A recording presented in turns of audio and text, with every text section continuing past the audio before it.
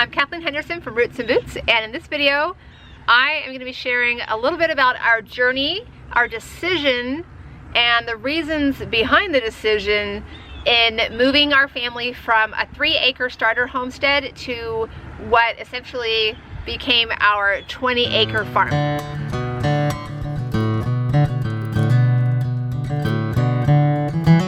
In 2018, my family of 5 moved to a 20-acre farm.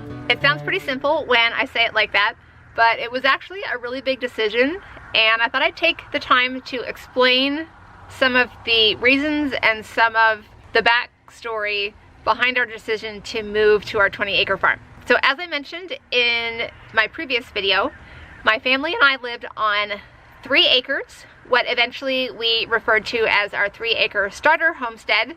We had a big garden there, we had laying hens, and eventually we had meat birds there.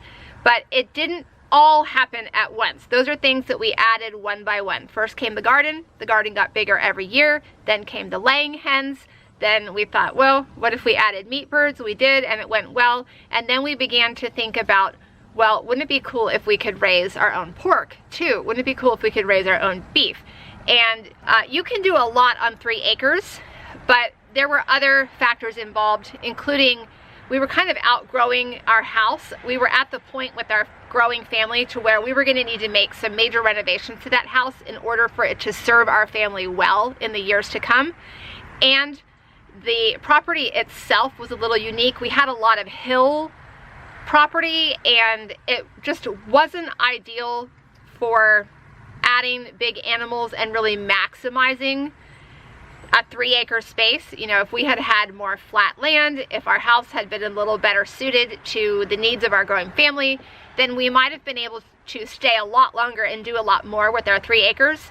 But we kind of came to a crossroads where we were looking at either undertaking a big home renovation and then still being on this kind of wonky 3-acre site, or deciding to look for something bigger that we could grow into, both from a food production standpoint and also from our family, a human standpoint.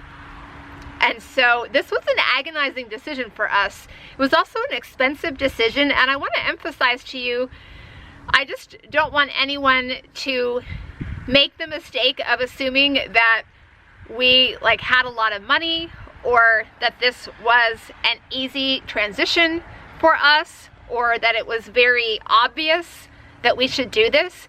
It was not. It was a very unusual decision because we live in Northern Virginia, which is just outside Washington, D.C. We're actually, in about an hour we can be in D.C., and in about an hour we can be in Baltimore, just to give you an idea of where we are. If you look up the wealthiest and most affluent counties in the nation, the county that we are in, Loudoun County, is consistently in the top 3 of the, and some years it's been the #1 most affluent county in the nation. Now you can imagine, of course, it doesn't mean that everybody in the county is wealthy, and there are obviously some people who are super wealthy, but in general that means that a lot of the residents of this county are pretty well off, very educated, and very professional. There's also a huge military presence here and government. We're obviously close to DC. In Baltimore there are military bases here. Of course the CIA is here. Like, all of the government stuff is here. So a lot of our friends, you know, those are the kind of jobs that they have. Education is very highly valued. It's a very fast-paced lifestyle here.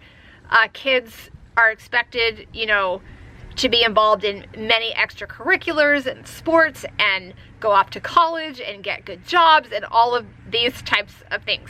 When we made this decision to look for a farm, move to a farm, we did not know in our personal lives anybody who was doing this.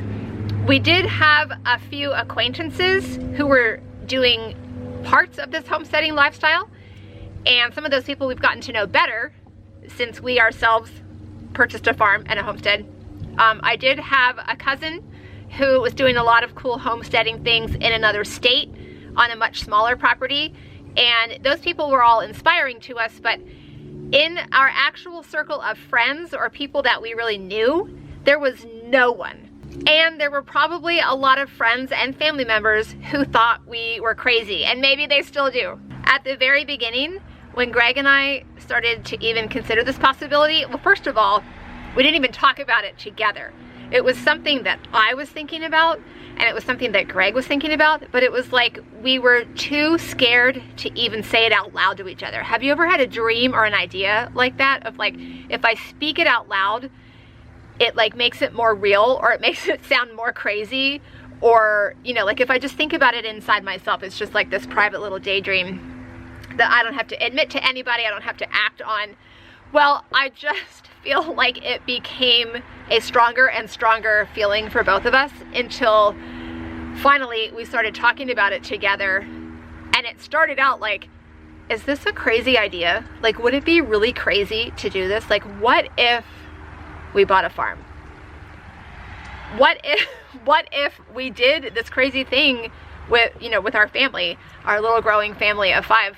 And again, it felt like a really big and crazy thing for us to be embarking upon. It also felt like a very expensive thing. We did not know how all the math was going to add up. But I will tell you this, if you're a believer, maybe you understand what I'm talking about, that when God calls you to something, He will provide. And that is a big lesson I have learned over the course of my life, is that if God is laying something on your heart, if He's calling you to do something, you don't need to trouble yourself with the details. You just need to obey and step out in faith. And that's essentially what we came to feel about this calling, this heavy sense that we felt of, this is something our family needs to do. We don't understand it. It seems crazy. Nobody we know would do this or is doing this. Nobody in this area where we live is doing this.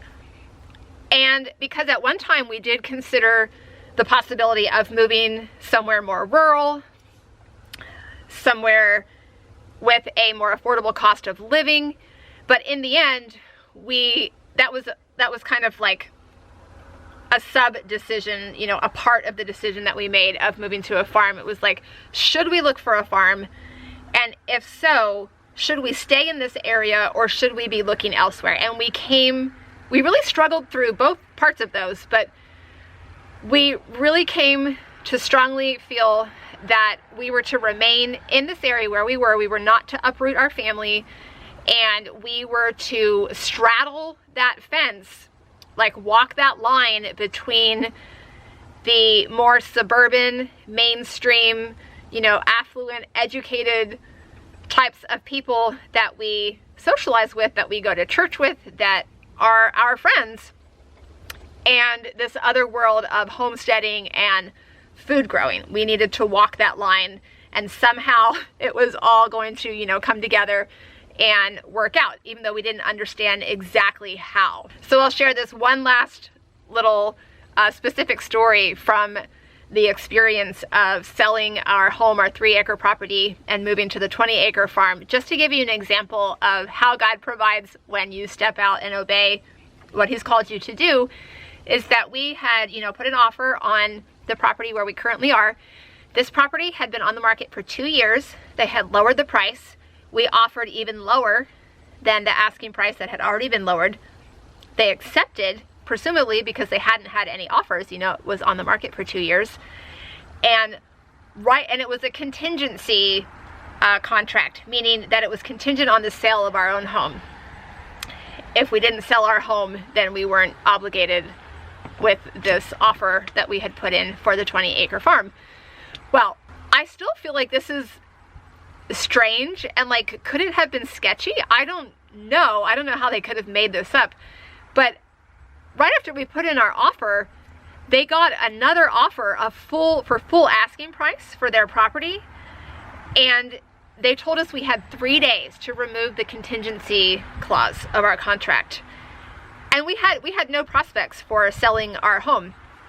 So we were like, our options are to remove the contingency of this contract for the 20-acre farm and probably lose it because we're not going to sell our house in 3 days from now, or we remove the contingency clause and continue to pay for our existing house and also acquire this new 20-acre property.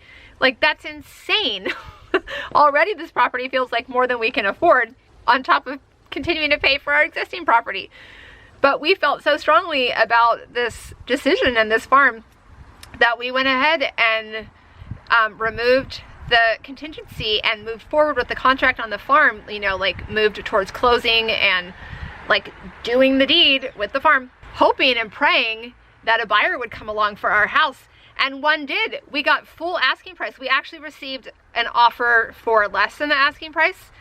And we ran into some complications there. They had a lot of questions and like changes that they wanted to make. And as we were considering that offer and feeling like, well, at least we have an offer, this is great, then a full asking price offer came along. And so we said, sorry, like this contract is too complicated. And we sold to the full asking price offer, and everything worked out. But it was really dicey there for a little while. We didn't know how long we were going to have to hang on to both of these properties. And I just wanted to share that as an example again of what I said, that when God calls you to something, he will provide. And he showed us that so clearly in that process of selling our home and purchasing the farm. And you know, even after we moved to the farm, it still felt like we were in over our heads a little bit, but God just continued to encourage us with very specific circumstances and very specific provisions. And as you can see, it's worked out. And here we are 5.5 years later and just thriving on this farm with our family. And we're so glad that we allowed ourselves to dare to ask the question and answer the question, that what if question that we were asking. What if we bought a 20-acre farm? Like, is this a crazy idea? Let's go for it. We're so glad that we said yes to that adventure. In my next video, I'm going to share a little bit more about how we got started growing food in the first place back on that 3-acre starter homestead, and then adding even more on our new 20-acre farm.